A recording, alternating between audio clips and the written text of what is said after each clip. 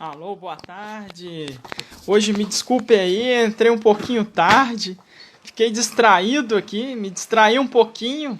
A gente hoje lançaram um vídeo novo da plataforma Constructim e eu fiquei aqui olhando, tal, comecei a compartilhar com meus amigos, né? Depois eu vou postar aí para vocês também. O novo vídeo da Constructim ficou pronto. Aí fiquei distraído aqui, me distraí até. Eu tenho até um aviso da live, só que hoje não deu certo ali. Eu fui avisado, né, pela live, e aí eu avisei, tal, eu fiquei, beleza, tá tudo certo. Aí são as distrações, né? O grande perigo hoje da modernidade é isso, você ficar o tempo todo distraído. Então isso aí fica como lição aí para nossa reunião de hoje, tá? Então é isso aí, galera. Vamos lá. Hoje é um dia fantástico. Hoje é um dia que eu quero falar aqui sobre a questão da lógica. A gente vai entrar um pouquinho nesse dimensionamento a lógica que a gente tem na ciência versus a experiência real. É uma reflexão aqui, eu não sou o dono da verdade, só quero compartilhar com vocês um pensamento para a gente aproveitar e dar um gás nesse ano com relação ao que realmente vale a pena focar, o que vale a pena investir o nosso tempo, que é um tesouro, correto? Então, assim, a definição grega de tempo tem lá o tempo Cronos e o tempo Kairos. O tempo Cronos é esse tempo que fica totalmente dependente do cronômetro. Então a gente tem o tempo, por exemplo, o tempo para nascer, o tempo para morrer, o tempo de uma planta crescer, o tempo voltado ali a uma determinada reunião que tem um tempo, tem o tempo para nascer o sol, o tempo para as frutas darem os frutos. Então o tempo Cronos ele é conectado diretamente a um determinado tempo mesmo, né? Digamos segundos, minutos, horas, né? O nosso tempo de vida. Só que aí tem um outro conceito, que é o tempo Kairos, que é o Kairos. O tempo Kairos, eles são os momentos. Por exemplo, um encontro com uma pessoa que você não viu há muito tempo.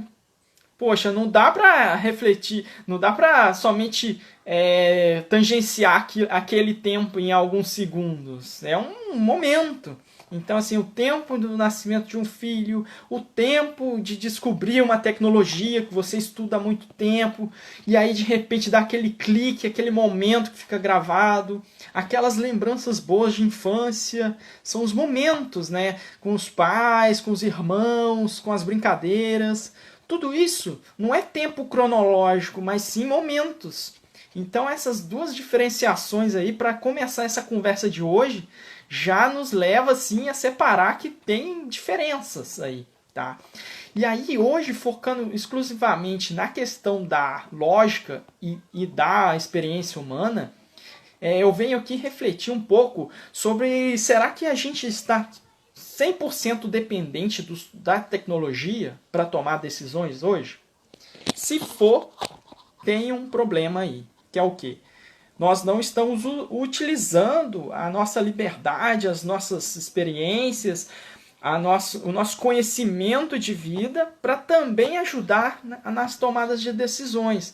Se a gente fica 100% dependente de meios externos para nos guiar, a gente para de ter um pensamento próprio, né?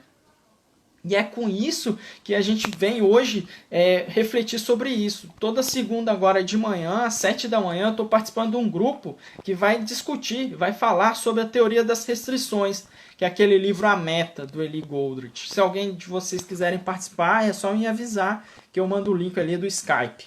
Então o Fabiano de São Paulo está puxando essa conversa e hoje nós tivemos a primeira reunião.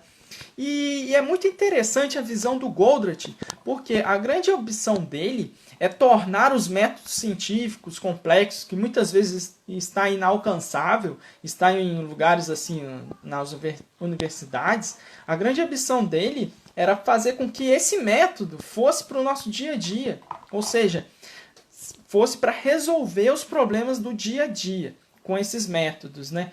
Então, por isso que eu estou participando desse grupo e gosto muito da teoria das restrições, porque ele não se fecha apenas em métodos científicos, em métodos de lógica, mas ele também abre para os pressupostos, uma visão que eu tenho aqui, né? Aí chega uma pessoa com uma visão diferente, aquele pressuposto vai por terra. Daí que a importância da humildade de acolher também outras informações, outros pensamentos, para poder conflitar com seus pressupostos e avaliar se de fato você está certo ou errado, né? E aí, isso é o uso da ciência, né? A ciência está o tempo todo descobrindo a verdade, mas muitas vezes ela não sabe a realidade das coisas, né? Então, assim, é muito importante o uso da lógica, da ciência, por pessoas boas índoles. Por quê? Eu posso também fazer um estrago, ok? Usar a lógica ao favor, a um tipo de estratégia do qual eu tenho uma certa maldade por trás, pode ser que eu cause um dano fantástico na sociedade, ok? Porque eu começo a amarrar ideias que não são pressupostos meio falsos assim, né? E aí tem muito daquela ideia, né? Muitas vezes, quando eu estou numa discussão científica, alguma conversa, eu posso estar montando um espantalho para bater nele depois, né? O que é isso, né? Eu uso uns artifícios de lógica, amarrando em árvores, em conexões de lógica, e mostro que aquilo tem uma causa e efeito, para depois ficar batendo nele, ou seja, para depois ficar criticando, ficar falando mal. E na verdade eu fechei um mundinho ali, e aí eu perco a visão de outras variáveis, né, de outras realidades. Então tem que tomar muito cuidado no tipo de discussão que a gente entra para defender uma tese, alguma coisa, porque a gente tem que saber se a gente está, que aquela pessoa a gente está conversando, ela tem uma boa ou uma má índole. E aí, por isso que é importante o uso hoje dos métodos científicos atrelados à experiência real. Que muitas vezes, de fato, a experiência real vai nos levar a ter atalhos, né? A ter uma visão um pouco muito mais completa assim, de um sistema. Então, hoje, a gente vem aí para refletir sobre isso aí. Eu pego o exemplo de uma pessoa que tem ali um livro sobre ela, e esse livro ela tem uma certa biografia de tal pessoa. Concordam que somente o livro, somente aquele sistema que foi montado ali para descrever aquela pessoa ainda é muito limitado. A realidade que de fato é o 100%, é o máximo, né? Então, essa visão de sistema, de lógica, ela se encaixa e a gente tem que ter a noção do seguinte, que todo desenvolvimento tecnológico ele tem uma certa limitação.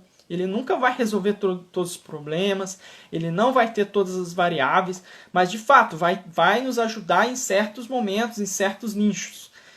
Por aí que vai a nossa conversa um pouco mais assim hoje, um pouco mais de conceitos, né? O que é uma lógica, o que é uma experiência real. E aí, por isso que é muito importante essa reflexão de fazermos hoje, como hoje temos muitas tecnologias, então refletir muito sobre as atividades que eu faço. Parar um pouquinho para pensar em executar essas atividades, né? E aí, o Goldratt falava também que a definição de foco é não fazer o que não deve ser feito. É uma definição dele, ou seja, eu não vou fazer o que não deve ser feito.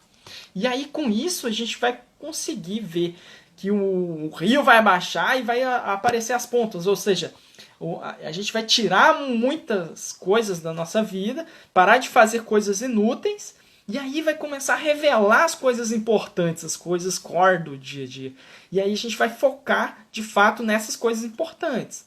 Daí é importante para aproveitar o tempo. Essa reflexão muito mais interessante para o quê? Para saber os motivos do meu esforço. Okay? Então, assim, o grande desafio hoje é descobrir quais são as causas raízes dos nossos problemas, né? Porque aí, muitas vezes, de fato, eu posso estar atacando problemas errados.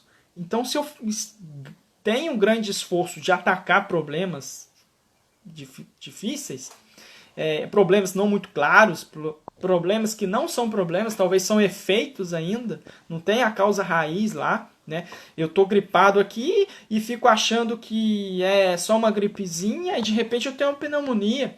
Ou seja, teve que vir um médico, fez uma intervenção, fez uma análise e viu ali que, usando a ciência, que eu tenho uma pneumonia, não tenho só uma gripe.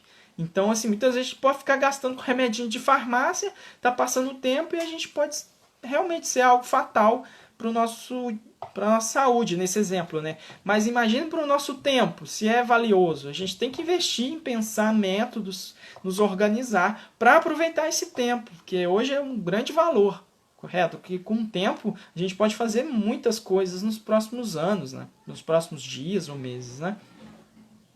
Então, assim, precisamos de fato identificar os livros, pessoas que vão nos fornecer essas experiências, pessoas que passaram por problemas semelhantes. Por exemplo, se eu tenho lá, né, problema com alguma droga, alguma bebida, por que não recorrer a uma pessoa que já passou por aquela situação e conseguiu superar? Fazendo uma conversa com essa pessoa, eu tenho certeza que a gente vai ter um grande atalho, vai ter uma grande inspiração de poder correr atrás e focar realmente na solução, né, desses problemas. Por isso que é importante sempre, então, a gente ter amigos, não é ficar se isolado da vida. Ter amigos bons vão nos ajudar, de fato, a nortear. Ou seja, uma pessoa que vem de fora pode nos conhecer muito mais do que aqui, a gente aqui abafado no dia a dia.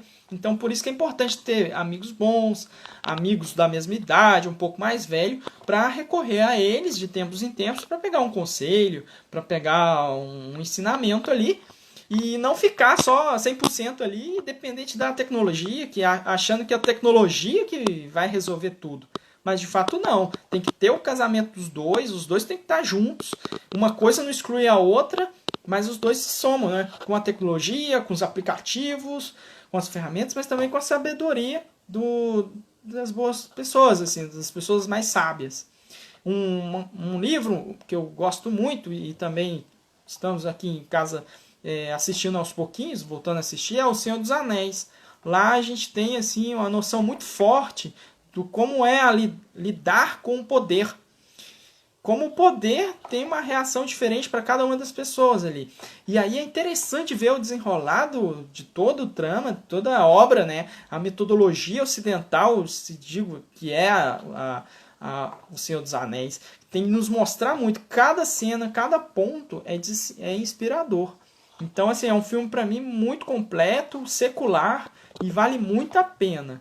Muito a pena mesmo investir o tempo aí, ler o livro eu recomendo, pega os detalhes, mas se não tiver tempo e quiser ter mais rapidez aí com o resultado, assiste o filme com mais calma, com mais tranquilidade, né? E daí temos outros milhões de filmes também muito bons que vão nos ajudar também. Então recorrer a pessoas sábias, aos livros clássicos, às obras-primas clássicas, a uma boa música para refinar o ouvido, tudo isso vai nos ajudando a nos despoluir um pouco aí dessa massa de informação e nos ajudar aí a focar de fato no que deve ser feito, no que a gente nasceu para fazer, não é?